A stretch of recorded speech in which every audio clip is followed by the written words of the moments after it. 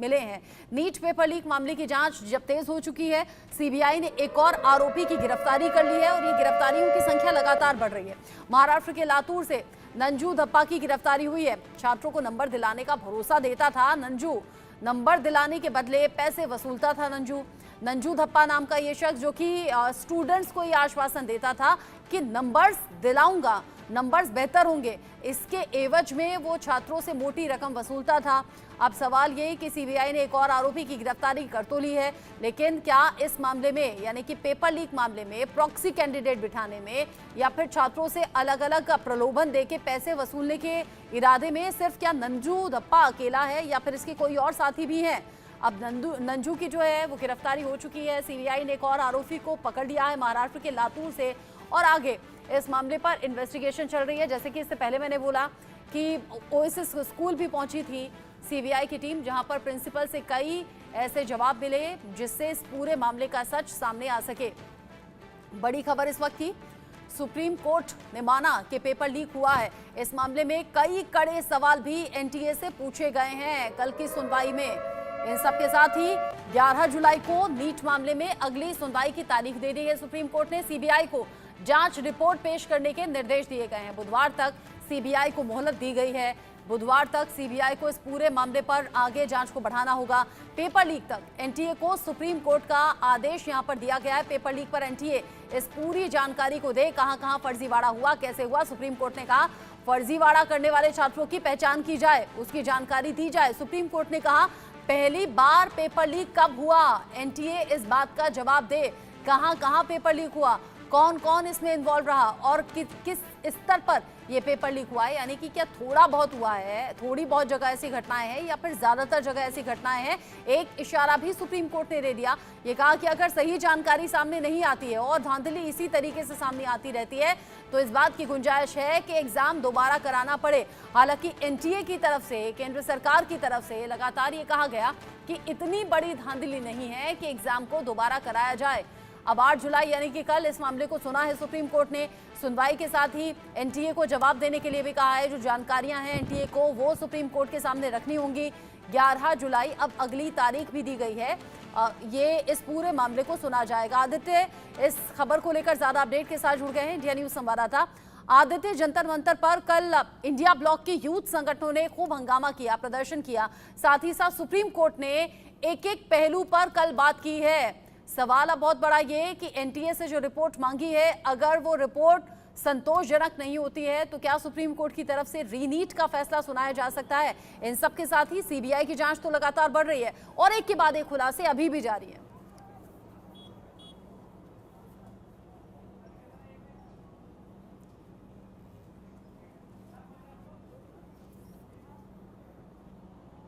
आदित्य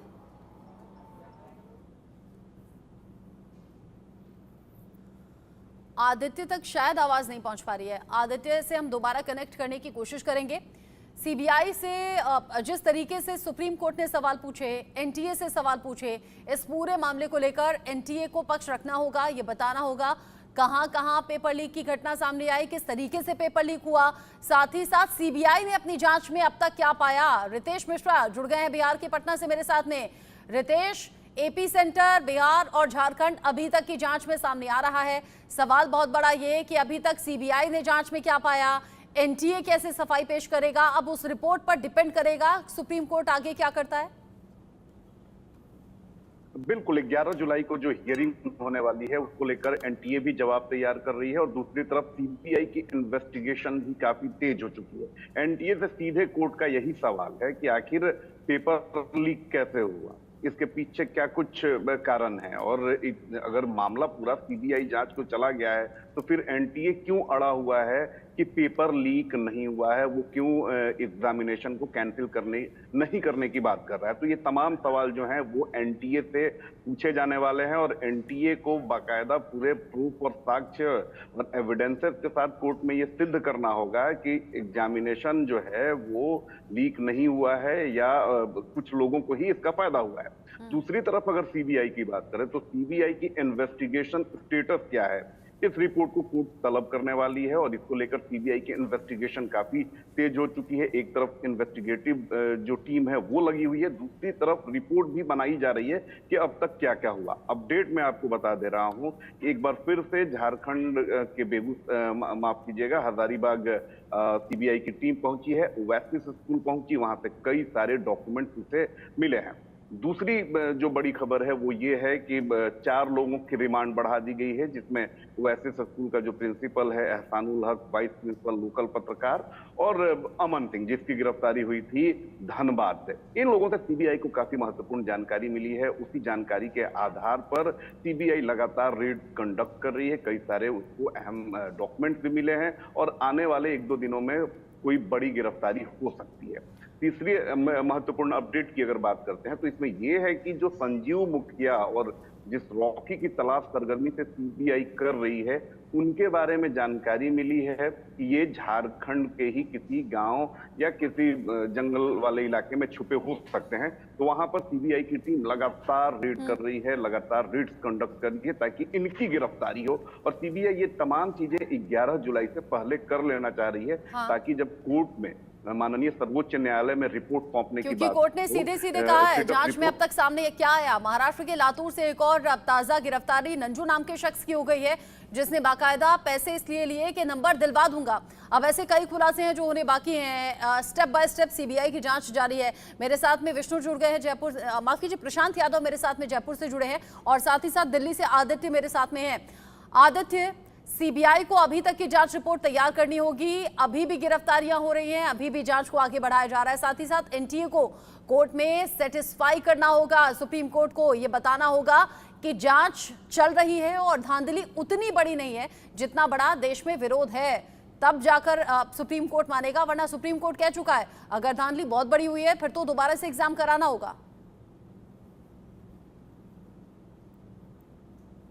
जी रचना, आपने बिल्कुल सही कहा। जिस तरीके से कल सुनवाई हुई थी, हमने दर्शकों को सारी अपडेट जो है एक एक पल पल की अपडेट हमने दिया था और हमने साफ बताया था किस तरीके से सुप्रीम कोर्ट इस मामले को लेकर के बहुत सख्त है, क्योंकि मामला 2 तरीके का है। एक तरफ जहां छात्र 67 छात्र ऐसे हैं जिनके ऊपर में आरोप लगे कि उन्होंने एक ही सेंटर पे जो है उनका जो टॉप हुए थे, और कुछ छात्र ऐसे हैं जो गुजरात के जो इस बात के लिए कोर्ट चले गए हैं कि दोबारा परीक्षा नहीं होना चाहिए। यानी जो सुप्रीम कोर्ट है, सुप्रीम कोर्ट दोनों तरफ से देख रहा है कि किसी छात्र के साथ में कोई ऐसा ना हो जाए जिनसे वो उनका नुकसान हो जाए। एक तरफ ये आरोप भी एनटीए पे लगे हैं जो पेपर लीक करवाए गए हैं, तो सुप्रीम कोर्ट उस व्यापक रूप को देख रहा है। इस वजह से सुप्रीम कोर्ट ने बहुत ही जो एक फाइन तरीके से बात अपनी रखनी होती है कि जिसमें एनटीए को साफ कहा गया है कि आप इस बात की जानकारी कीजिए कि कितने हद तक क्या स्तर रहा है जिसपे पेपर लीक किए गए हैं। 11 तारीख की जो सुनवाई है बहुत ही महत्वपूर्ण होनी है। वहाँ उस दिन एनटीए और साथ में सीबीआई और अन्य जो एजेंसीज है जो इस पूरे मामले की जांच कर रहे हैं, वो अपने रिपोर्ट्स भी सौंपेंगे, वो अपने जो फाइंडिंग्स है उसको सुप्रीम कोर्ट के सामने रखेंगे। इस वजह से ये 11 तारीख का जो सुनवाई है वो बहुत ही महत्वपूर्ण हो जाता है। हालांकि सुप्रीम कोर्ट ने अभी जो सुनवाई की थी वो सिर्फ रीनीट को लेकर के थी और उससे जो रिलेटेड जो भ्रष्टाचार हुए हैं उनके ऊपर आरोप जो लगे हैं उसके ऊपर जांच कर रही थी। लेकिन कुछ लोग ऐसे भी हैं जो ये नहीं चाहते कि रीनेट दोबारा कराया जाए, क्योंकि उनका कहना है कि हमने जो मेहनत किया है या जो गैप आ गया 2-3 महीने का, उसके वजह से हमारी पढ़ाई नुकसान हो सकती है या हो सकता है कुछ भी, क्योंकि रिजल्ट है, परिणाम है, हमने ईमानदारी से परीक्षा दिया है, कुछ भी हो सकता है। वो छात्र भी ऐसे हैं। तो सुप्रीम कोर्ट बहुत ही अच्छे तरीके से इस चीज को, पूरे मामले को देख रहा है। वहीं आज जो गिरफ्तारी हुई है महाराष्ट्र से, जिसमें वो सीधा पैसे लेकर के नंबर देने की बात सामने आई, इस तरीके से लगभग 9-10 गिरफ्तारियां जो है इस पूरे मामले में देश के अलग अलग हिस्सों से, चाहे गुजरात हो या झारखंड हो या हरियाणा हो या बिहार हो, यहाँ तक जो जांच के दायरे हैं वो फैले। यानी कि देश कहीं ना कहीं इस बात को समझ रहा है, जो जांच एजेंसी है वो इस बात को समझ रहा है कि जिस तरीके से दायरा जांच का बढ़ता जा रहा है और अलग अलग राज्यों में जांच किए जा रहे हैं, उससे सुप्रीम कोर्ट भी जो है अनजान नहीं होगा। सुप्रीम कोर्ट इस बात को समझेगा कि जिस तरीके से बात रखी गई कि इसकी व्यापकता जांची जानी चाहिए कि कितने व्यापक ये पूरा का पूरा भ्रष्टाचार रहा है, क्या कितने स्तर पे पूरा का पूरा जो ये लीक पेपर लीक का मामला कहां तक फैला है। अगर एनटीए कह रहा है कि इतने बड़े स्तर पर धांधली नहीं हुई है, तो कैसे 6 से 7 राज्यों का कनेक्शन पेपर लीक मामले को लेकर सामने आ गया? कैसे इस धांधली में 6 से 7 राज्य कनेक्टेड नजर आ रहे हैं? एक एक जगह पहुंच रही है सीबीआई की टीम और अलग अलग जगह जाकर यह एक्शन चल रहा है। प्रशांत, राजस्थान से भी पेपर लीक मामले के कनेक्शन जुड़ते हुए नजर आए। कैसे पेपर लीक को लेकर साजिशें बुनी गई और कैसे प्रॉक्सी कैंडिडेट बिठाए गए? अब ऐसे में जब एनटीए को यह साबित करना है कि एग्जाम में धांधली हुई है, हाँ ये माना, जो कि गलती एनटीए की तरफ से सामने आई, लेकिन इतने बड़े स्तर पर धांधली नहीं हुई, ये कैसे कन्विंस करेगा एनटीए? और अभी राजस्थान में, चूंकि कोटा में एजुकेशन हब कहा जाता है, नीट की तैयारी वहां पर बड़े मात्रा में स्टूडेंट्स करते हैं, उनका अभी क्या कहना है, किस तरह की मांग है? जी बिल्कुल, देखिए सबसे पहले इस बारे में मैं अवगत कराना चाहूंगा कि कल यानी कि जब इसकी सुप्रीम कोर्ट की जब हियरिंग इस मामले पर होनी थी, तो कहे कि कहीं ना कहीं सभी बच्चों की जो नीट के एग्जाम में जो बच्चे एग्जाम फाइट किए थे उनकी नजरें फैसले पे बनी हुई थी, और कहीं ना कहीं ये उम्मीद थी कि एक बड़ा फैसला लिया जा सकता है। बच्चे कहीं ना कहीं इसकी आस में थे कि आज कहीं ना कहीं री नीट का जो है फैसला सुना दिया जाएगा, मगर कहे कि इसके बारे में अब एक पहलू खुलते जा रहे हैं। मास्टरमाइंड है नीट पेपर के, उनकी गिरोह के एक गिरफ्तारी हुई थी नीतीश कुमार नाम की। उन्होंने जो है बयान देते हुए ये बात साफ कर दी है कि इससे पहले भी यानी 2023 में भी उन्होंने जो है नीट का पेपर लीक करने का प्रयास किया था, मगर जो है सही समय पर उन्हें, हालांकि पेपर मिल गया था मगर सही समय पर उन्हें पेपर नहीं मिल पाया, जिसके कारण वो बच्चों तक नहीं पहुंच पाया था।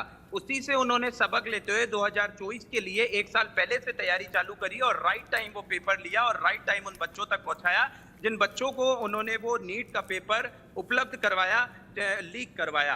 मगर जिस तरीके से पहलू खुलते जा रहे हैं, राजस्थान की मैं बात करूं तो झालावाड़ मेडिकल कॉलेज से ऐसी कई गिरफ्तारी हुई है जहां पर मुंबई क्राइम ब्रांच और दिल्ली पुलिस के द्वारा यहां से गिरफ्तार कर उनको यहां से ले जाया गया है। झालावाड़ मेडिकल कॉलेज से कई ऐसे सीनियर थे जो डमी कैंडिडेट बनकर पैसों के लालच में फिर डॉक्टर्स हो या फिर बिजनेसमैन हो, उनके बच्चों की जगहों पर बैठकर किसी को 3 लाख रुपए दिए गए, किसी को 15 लाख रुपए दिए गए, यानी पैसे के कारण जो है वो डमी कैंडिडेट बनकर वहां पर बैठे और कहे कि धांधली इस प्रकार की कि फोटो उस व्यक्ति की जो डमी कैंडिडेट बना और नाम और पता उस व्यक्ति का जो एक्चुअल में एग्जाम में बैठ रहा है। जी, जिस मामले को लेकर सुप्रीम कोर्ट तक याचिकाएं लगाई गई, 38 अलग अलग याचिकाएं, और कल मेनली याचिका उन मामलों को लेकर सुनी गई जिसमें कि रीनीट कराने की मांग की गई। अब आदित्य, जब रीनीट की मांग हो रही है, देश भर में अलग अलग जगह स्टूडेंट्स हंगामा कर चुके हैं, इंडिया ब्लॉक के यूथ संगठन यानी कि कुल मिलाकर पॉलिटिकल पार्टीज जो ऑपोजिशन में हैं, उनके जरिए भी सवाल उठाते जाते रहे हैं।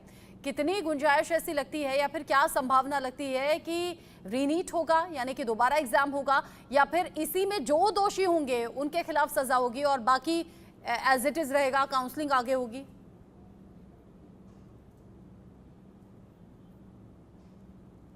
अजीब सा प्रश्न है ये, बात जानना, जनता भी जानने की चाहत रख रही होगी, साथ ही जो छात्र हैं वो भी जानने की कोशिश कर रहे होंगे। लेकिन ये अभी पूरा का पूरा 11 तारीख को जो है किस तरीके से सीबीआई या एनटीए अपनी बात को रखता है उस पर निर्भर करता है कि दोबारा एग्जाम करवाए जाएंगे या नहीं करवाए जाएंगे। क्योंकि जिस तरीके से कल फैसले हुए, हो सकता है कि आने वाले अभी आज या कल में कुछ छात्र ऐसे और हों जो सुप्रीम कोर्ट के शरण में जरूर चले जाएंगे, जो रीनीट के खिलाफ होंगे। कल हमने जंतर मंतर से रिपोर्ट दिखाए थे दर्शकों को। लेकिन रितेश, अगर एनटीए से पूछा गया है कि धांधली में कौन कौन इन्वॉल्व है, क्या ये वाकई पॉसिबल है कि कुल मिलाकर वो आंकड़ा सामने रख दिया जाए कि इन जगह पर ऐसे धांधली हुई और इन लोगों का इन्वॉल्वमेंट है? क्या ये वाकई पॉसिबल है? देखिए, जब सीबीआई देश की सबसे बड़ी इन्वेस्टिगेटिंग जो एजेंसी है, जब वो मास्टरमाइंड तक नहीं पहुंच पा रही है, अभी उसके पास एग्जैक्ट फिगर नहीं है कि कितने कितने लोगों को ये फायदा पहुंचा है, तो एनटीए से कैसे उम्मीद किया जा सके कि आपकी देखरेख में परीक्षा हुई, परीक्षा देखिए किस तरीके से लीक हो जाती है, उसके बाद आपके पास कहां से आंकड़े आ रहे हैं कि कितने लोगों के पास प्रश्न पत्र पहुंचा, बुकलेट पहुंचा, कितने लोगों को फायदा पहुंचा, कौन कौन से लोग इसके लाभार्थी थे। तो जाहिर सी बात है कि एनटीए के पास उस तरह से रिसोर्सेज नहीं है जो ये एग्जैक्ट कोर्ट को बता सकें कि कितने लोगों को इससे फायदा पहुंचा या पहुंचने वाला था। और अगर एनटीए पुख्ता तौर पर अपनी बात कोर्ट में नहीं रख पाती है तो आने वाले समय में कोई बड़ा डिसीजन ले सकता है। अब सारी चीजें जो हैं वो 11 जुलाई की हियरिंग पर बड़ा डिसीजन हो सकता है। ऐसे में पहले 8 जुलाई यानी कि कल को लेकर निगाहें सुप्रीम कोर्ट पर थी, अब आगे की डेट 11 जुलाई दे दी गई है। हालांकि बहुत दूर ये डेट नहीं है, नजदीक है। बहुत टकटकी लगाकर देश भर के जो 24 लाख स्टूडेंट्स हैं वो सुप्रीम कोर्ट की तरफ देख रहे हैं। साथ ही सीबीआई की जांच लगातार जारी है ही। आप सभी नजर बनाए रखिएगा इस बड़ी खबर पर। आगे जो भी अपडेट होगा आपके जरिए दर्शकों तक पहुंचाएंगे। अभी के लिए आपका शुक्रिया। आगे बढ़ेंगे, अगली बड़ी खबर ज्ञानवापी से है। ज्ञानवापी के एएसआई सर्वे की याचिका पर सुनवाई है आज।